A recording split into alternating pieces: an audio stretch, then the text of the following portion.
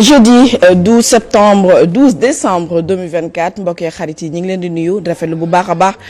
seen fidélité ci les programmes de Walf TV bienvenue ci seen magazine bii di édition du soir ñu am mbégte di fi dalal madame Sylla Mbayang Dramé nekk présidente de l'association Maison Espoir Autisme nga xam ne dafa nekk koo xam ne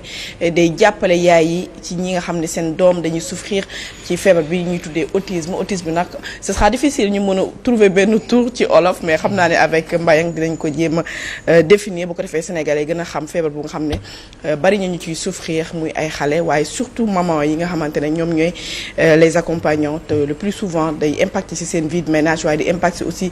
seen vie de manière quotidienne ce sera l'occasion ñu waxtaan ci feebar bi nga xam ne c'est très méconnu au Sénégal alors Pape Sané mooy suñu chroniqueur du jour mais honneur aux dames balaa ma koy jox mu nuyoo ba daan nuyu madame Sylla Mbayang Dramé nuyu naal bu baax Mbayang. salaamaaleykum wa rahmatulah maa ngi lay ziar bu baax man aussi Khady di kontaan ci invitation bi. te remercier d'avance. incha allah alors ci kanam ñu dugg ci waxtaan mais laata mooy nuyu Pape Sané ñancoo nuyu naa la. fay naa la soxna Khadijatou amaat mbégte teew fii profito ci dalal sunu gan. nuyu également sunu mbokk yi ci réew mi ak bitim réew di massawu déjà d'avance parents yi nga xam ne dañu am njaboot nga xam ne feebar boobu ngay wax du feebar sax. da leen dab autisme. voilà dañ koy waaw loolu yëpp dinañu xool ba xam da leen di dab. ba xam dañ koy judduwaale donc mu nekk point yoo xam ne ñu bari dañ koy poser des questions mais tey moom Mbayang mi ngi fi dinañu tontu bu baax a baax di fàttali ne moom mooy présidente de la maison Espoir Autisme au Sénégal. alors ñancoo balaa ñu dugg ci wax la ñuy def l'actualité du jour qui reste marquée par toujours l'affaire Barthélémy Diaz nga xam te waa sûreté urbaine tey convoqué nañ ko mais ñu bari il n'a pas déféré à la convocation mais li ñu bëgg a xam mooy c'est quoi l'objet de cette convocation lan moo xew. voilà Khady mbirum Barthélémy Diaz effectivement mu ngi secouer le landerneau depuis quelques jours mais bu dee mbirum mandat député bi leer na nañ ne que c'est à la suite d'une saisine du ministre de la justice nañu dindee nañu révoquer son mandat de député mu desoon nag la nga xam ne moom mooy son mandat de maire. donc mu amoon jiixi jaaxa ci texte yi amoon interprétation bi nga xam ne muy man muy beaucoup de journalistes beaucoup de sénégalais ku ci nekk yaa ngi ci doon joxe ce point de vue mais in fine mu am ci li nga xam ne soo ko xoolee li ñu naan l'article L277 dafa conférer le citoyen ou le préfet qui est le représentant légal de l'État le pouvoir de constater déjà ce qu'on pourrait appeler la déchéance et puis ñu acté ko man ci information yi ma jot convocation bi nga xam ne moom nañ ko defal sûreté urbaine c'est suite à un arrêté du préfet de Dakar bu constater la démission de Barthélémy Diaz du fait de son inéligibilité et du fait justement des articles L277 ak je crois L29 du code électoral donc ci loolu nañu sukkandiku uyu suul amul a priori benn impact parce que c'est une notification mooy maanaam da ngay ñëw ñu jébbal la këyit ne la këyit gi la yoon lii la yoon décidé dañ la koy jox xamal la ko soo ñëwee physiquement xayrul soo ñëwul yoon am na d'autres voies de notification mooy maanaam tey jii comme li daloon Ousmane Sonko dans le cadre de la contumace mën nañ ko notifier lieu de résidence u Barthélémy Diaz moo xam fële Mermoz moo xam hôtel de ville de Dakar en tout cas en tout état de cause ci man information yi ma am c'était pour lui notifier sa démission à la tête de la mairie de Dakar. Et alors si je comprends bien kon ça veut dire que convocation bi ñu convoqué Barthélémy Diaz ça n'a rien à voir ak li nga xam ne mooy sortie bu mu defoon récemment point de presse bi waaye ci mbirum mairie de Dakar bi maanaam dañ koy notifier que ni nekkatul léegi wala il perd carrément li nga xam ne mooy poste de maire de Dakar si je comprends bien. waaw parce que ci information yi ma jot parce que sortie bi mu defoon par rapport aux agents de la BIP ça c'est encore autre chose bi nga xam ne je ne crois pas qu'en l'instant nii que ce soit une affaire qui soit instruite yaakaaruma ko je ne pense pas ku mel ni Jean Baptiste Tine ou bien ku mel ni Ousmane Diagne ou bien ku mel ni Mame Seydou Ndour le directeur général de la police je ne pense pas du point de vue de leur profil professionnel ñu mën a tomber dans des travers c'est-à-dire que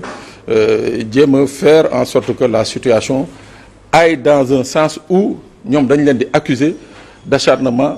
sur Barthélémy Dias je ne pense pas y en a qui ont évoqué l'affaire de la contrainte par corps que looloo taxoon ñu convoqué ko non c'est pas ça pour ce qui est de la contrainte par corps bu doon dañ ko doon exécuter Barthélémy du police dañ ko yóbbu wala du gendarmerie dañ ko yóbbu directement à la maison d'arrêt et de correction de son plus proche lieu d'habitation. Et justement ci mbirum contrainte par corps bi nga xamante ne mooy amende bu mu war a fay famille Ndiaga Diouf donc fay na ko avocat mi publier nañ ko sax parce que ñi ngi ni di wax cabinet maître Soukeyna Lo ak bu maître Borso Sow ñoo jël en charge li nga xam ne mooy dossier bi donc il dit que les avocats de Barthélémy Dias confirment avoir procédé à l'envoi d'un chèque de montant de plus de dépassé na sax le montant c'est 25 millions ils ont payé 26 millions et quelques donc à la famille de feu Ndiaga Diouf donc ça veut dire que affaire boobu c'est déjà réglé. Oui, c'est déjà réglé, une très bonne chose. D'ailleurs, il y a son chargé de communication. Les dommages et intérêts. Tout à fait, Pape Diaité, Pape Konaré Diaité, bu def également un communiqué pour préciser ni que l'entièreté de la somme kii nga xam ne mooy sœuru Barthélémy Dias moo ko fay du fait que le maire de Dakar rencontre quelques difficultés financières en ce moment. Donc voici un peu la quintessence bi nga xam ne du communiqué fait par le chargé de communication du maire Barthélémy Dias mooy Pape Diaité Pape Konaré Diaité. D'accord. Madiambal Diagne aussi def na ci page Facebook wax na il a été convoqué par la sûreté urbaine. Bon d'après ses dires moom nee na c'est le premier ministre Ousmane Sonko qui apporte plainte bon ça reste à vérifier on va voir. Bon ça reste à vérifier parce que ba tey ce matin maa ngi doon xool si l'un des conseils de Ousmane Sonko daañu génn pour confirmer justement que effectivement c'est suite à leur plainte moom la ñu convoqué Madiambal Diagne mais en tout état de cause mun nañ ci xaw a am tuuti doute dans la mesure où ay jamono yu yàggul dara ci campagne électorale bi kii di maître Bamba Cissé un des avocats de Ousmane Sonko avait annoncé une plainte contre Madiambal Diagne donc légitimement mën nañu xalaat ne que c'est lié justement à cette plainte là parce que période bañ ko doon porter plainte ñu ngi woon ci campagne électorale te ci campagne électorale on peut pas poursuivre ni arrêter un candidat soit à la présidentielle soit à la députation. D'accord donc merci pour toutes ces informations Pape Sané di fàttali ni suñu invité du jour di Mbayang Dramé Madame Sylla di présidente association Maison Espoir Autisme moom lañ fi dalal alors Mbayang tey bu ñu doon wax ci kàllaama olof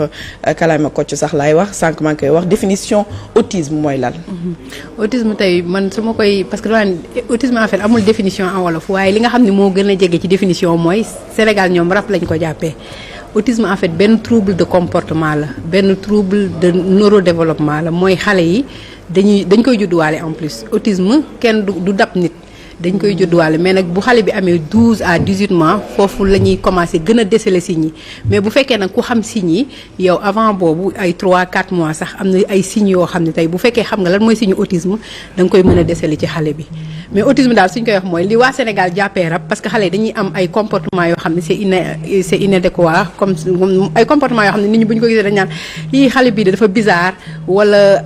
ay rab waaw dañ koy weccee ay rab dañ koo jàpp ñooñu ñooy xale yi nga xam ne dañoo am autisme mais après buñ ci génnee autisme ak trisomie c'est pas la même chose ça n'a rien à voir xam nga trisomie ça se voit physiquement boo gisee ko am trisomie directement faciès bi mais autisme nag comme c'est un problème neurodéveloppemental mu ngi noonu donc boo gisee ko am autisme yow mënoo ko xam physiquement tant que deful acte doo xam ne kii dafa am autisme. par exemple yaay yi nga xamante ne dañuy jur doom moom autisme yaa ngi wax ni xale bi da nga koy judduwaale malformation lay doon wala c'est neurologique. C'est neurologique ça n'a rien à voir avec la formation c'est neurologique. D'accord donc nan ngay mën a déceler ni sa bébé bi dafay souffrir d'autisme. En fait bu fekkee ku xam signe d'autisme la loolu nag moo ci gën a metti parce que tey maman yu bari xamuñu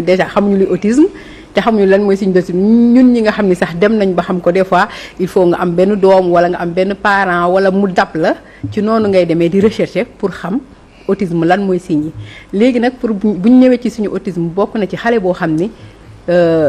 chaque fois soo koy xoolee da ngay gis day fuir du regard visuellement du nangoo jàkkaarloog yow retard de babillage absence de babillage mooy xale boo ko tëddalee noonu ni ngay gisee muy way xale bu am autisme di def noonu xale bu